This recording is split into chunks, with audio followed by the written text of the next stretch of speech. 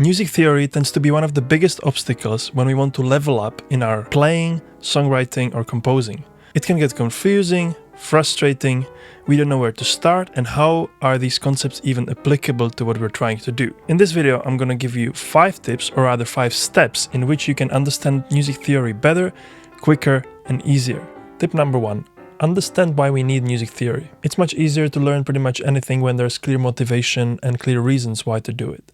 So why should we learn music theory? Think of music theory as a way to gain a deeper insight into music and communicate about it with others. We don't necessarily need music theory to a certain point. There is certain intuitive way of understanding music. You can just hear the music and then kind of do it, replicate it, learn it by observation or just mimic it. As humans, over thousands of years, we developed this cool tool called conceptual mind. Ability to take our first-person experience and overlay some concepts on it, and by doing that, gaining deeper insight in what we're doing. Let's say I have a friend and he's into bicycles. He knows everything about them. He's super nerdy about all the little technical details and nuances and brands. He takes me into a bicycle store because he wants to look at something. To me, it's all just bikes. To him, it's this kind of brand, this kind of brand, this kind of technical element, this super feature, this tool, and this cool, super new model that came out last week.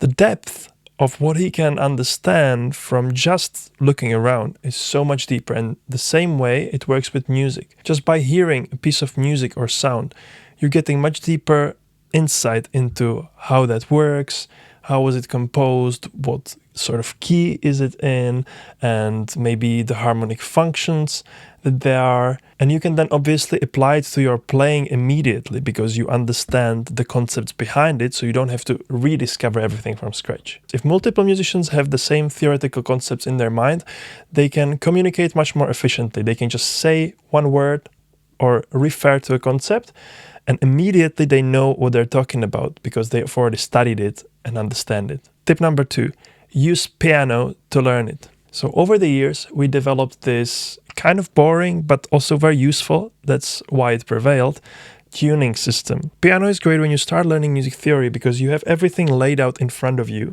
and it's way easier to remember things and see them on piano. So even if guitar, for example, is your first instrument, I personally would recommend to also study piano. The music theory was developed mostly with piano, so it's the most intuitive instrument to play it on. Tip number 3, once you have the basic understanding and you can imagine it on piano, apply it to your instrument. So now what you want to do is take the guitar, for example, and now apply these same concepts you just learned on piano and see, okay, so this is A, and this is perfect fifth interval. Okay, so this is how it looks on guitar.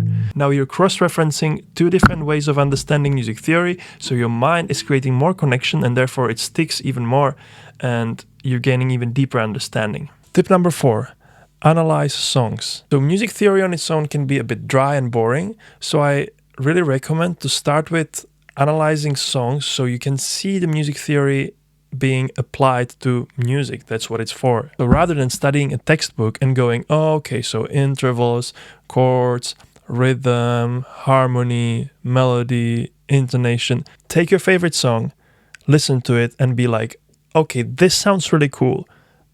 What is it? How does that work? This will lead you to the particular aspects of music theory because music theory is quite vast. And if you start in a sort of textbook sort of way, you don't have any relevance to it. So you want to start from music, which brings me to tip number 5, which is actually start from music. Always start from music. There is no music theory without music. And we often make this mistake in music education that we start teaching theory and the students don't understand why we should know it. So start with a sound or a song or a chord or a piece of melody or rhythm, then start digging into YouTube videos and PDFs and textbooks and start figuring out why it sounds the way it sounds. Music theory gives you this amazing power to look at a piece of music in a more abstract way and then take the essence of what the thing you like about the song or piece of music is and implement it into your own music. So yeah, that's it for this video. Thank you guys for watching. And before I go, just one last thing. As a music teacher, I noticed that one of another obstacles aside of music theory is sense of rhythm and how to improve it. A lot of the times we focus on what notes to play and stuff like that, but we're not focusing enough on when to play them, how to feel the good sense of time. So if you feel like you would benefit from improving your sense of rhythm, check out the description. There's a free PDF called Find Your Inner Groove, an ebook that will help you to understand what is rhythm and how to improve it, how to get better at feeling it, and how to essentially find your inner groove. Keep it funky, guys. See you in the next video.